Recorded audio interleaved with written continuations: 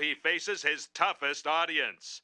3 Siberian Tigers. Simba, on the ball. Not the face! Yeah, they'll be chewing on him for a while. Hey everybody, it's Tyler the Fro here.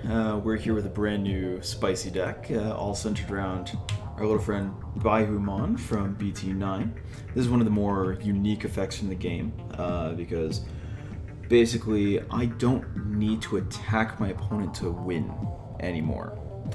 This is a very, very good control finisher for this kind of game. I basically just don't need to attack with this guy as my finisher.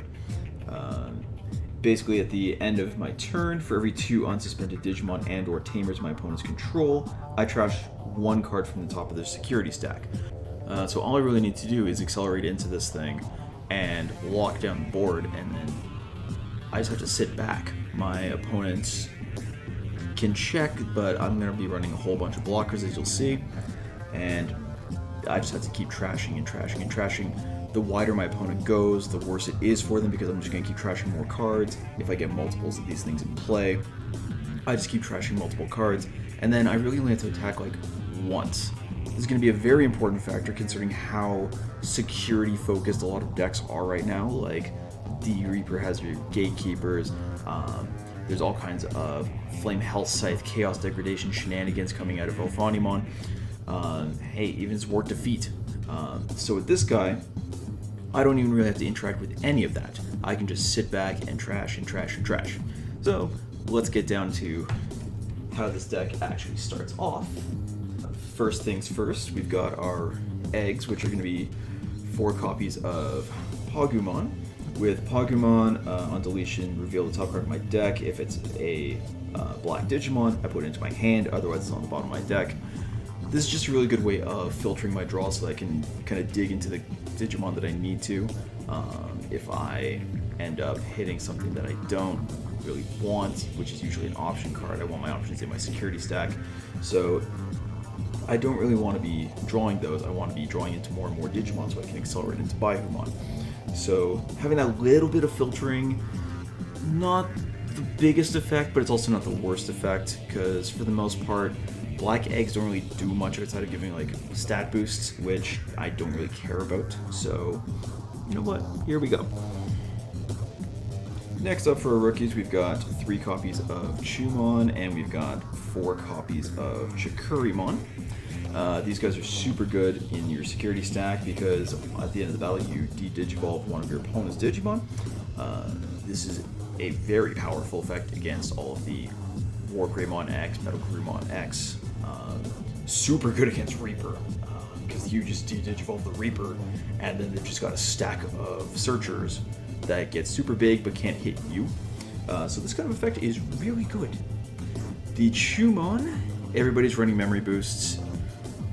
Kind of the nature of the game, so sticking a Chumon down there, it just kind of sits there, kind of locks your opponent out of like accelerating into big plays. Also, there are a lot of Digimon that will gain memory through their own effects as a way of like reducing their costs. Like Machine Dramon is seeing a bit of an upsurge now that there's all these spoiler cards from BT11, so people are trying to run Machine Dramon. Chumon just kind of shuts that whole thing down. Unfortunately, there isn't a version of like Psychmon with like that kind of effect in black. If there was, I'd definitely be running that. But for now, Chumon and Chikurimon are sufficient. Next up, we've got our level 4s. We've got 2 copies of Numamon, 4 copies of Nanimon, 4 copies of Mechanorimon, and 1 Grumblemon. The Numamon and the Nanimon, we are running these because we want to accelerate into Baihumon as cheaply as possible, and they are some of the few black level 4s that we can just hard play for 3. These cost the same to play from my hand as any rookie. And on top of that, they also have some of the cheapest Digivolution costs as balanced out by their play cost. So it gives you a lot of flexibility in terms of like acceleration. The Nanimon is also a security Digimon, so when it's at the end of the battle, I can play without paying its memory cost. This way we always have a Digimon in play so that we can always Digivolve into it we basically just always want to have something in play so that we can accelerate up into the Baihumon chain, and these guys are a very cost-effective way of doing that. The Mechanorimon is just a really good roadblock against a lot of the aggro decks in the format. Like, it's really good against getting chipped out by your V-Mons out of Imperial Dramon or Armor Rush. It's really good for shutting down those early turns against D-Reaper. Basically, with 6k DP, it's a little tricky to swing through, and while this can't attack, every time it deletes an opponent's Digimon in battle and survives, I unsuspend it. So if my opponent's sitting on a bunch of rookies, I can just keep blocking and blocking and blocking and blocking. It just makes it impossible for opponents to punch through. Lastly, we've got one copy of Grumblemon. We are running a couple Tamers, and like I said, with the Baihumon, I can just sit back and just deplete my opponent's security stack, and all I really need to do is attack once, so this way I can just Digivolve onto a Tamer I've already got in play and just get that last punch in there. Next up, we've got our level 5s, which is going to be a little weird, because we are running 4 copies of Warumanzemon and 4 copies of Loader Leomon. Now, the big thing that we're missing here is any kind of ability. Like, if you see here, everything is vanilla. There's no abilities or anything like that. It's just a very cheap play cost, 5 and 6, very cheap Digivolution cost, 2 across the board. So this way, again, we're playing into the Numamon, the Nanimon mentality of, I can Digivolve for super cheap, but I can also just play this next turn Baihumon if I absolutely need to. So it gives you a lot of flexibility in terms of what you're able to do. And I found that a lot of the level 5s being played right now for black, you didn't really get too much that was relevant. It was a lot of like Andromon effects where it's just more big blockers. There's a lot of cyborg or machine, like Machine Dramon kind of tribal effects that didn't really do too much for this kind of deck. Like, we don't really want to be like trashing our cards from our deck. We basically just want to see like specific things. So those kinds of cards weren't really doing it for me. I even tried a couple Chimeramon, just so I can DNA Digivolve two of my level 4s. But then I started running into some issues where the DNA Digivolve effect wasn't really doing anything. Like, I do minus 1k DP for a couple guys. Big deal, whatever. This way, I've got raw stats. 7k, still kind of a pain in the neck to swing into in security if I see one of those there. So this is also just really good for just punching opponents' cards. So yeah, it's just a very memory efficient way of getting into our final monsters. And speaking of our final monster, we've got our 4 copies of Baihumon. This is the namesake of the deck. It's pretty much the one card we want to be seeing every single game, and it's kind of what we built this entire strategy around. But to back him up, we've got 2 copies of Craniumon. This is basically just a big blocker that's hard to get rid of. All of my Digimon with blocker can't be deleted by opponent's effects, so sometimes it's just the right call to just slam this down and just make our opponents have an interaction. And 9 times out of 10, they won't have anything that can stop this guy. So this is just a really, again, just a good way of locking down the board and just letting Baihumon do its thing. So Baihumon, what can I say that hasn't been already said about him today? When you're Digivolving, you unsuspend up to 2 Digimon and or Tamers. This can be your own guys if you want to just get in some last couple checks. Or if your opponent has a couple of things suspended, you can unsuspend them and force them to trigger his at end of turn effect, because every 2 unsuspended Digimon and or Tamers my opponents have in play, I trash 1 card from the top of my opponent's security stack. This is a really good way of stopping a lot of the Tamer heavy decks, because they'll usually have very specific triggers for suspending themselves. So if they have just like a wall of memes, I can just slam this down, and then I'm trashing like 2 security cards. If my opponents are roadblocked by a Craniumon and a Mechanorimon, I can just Digivolve into him, force like 1 or 2 things to unsuspend, and then guess what? Again, there goes half your security stack. So it's just a very, very good way of just ending the game. And again, 13k DP, very difficult to swing through, very difficult to swing into, very difficult to get rid of.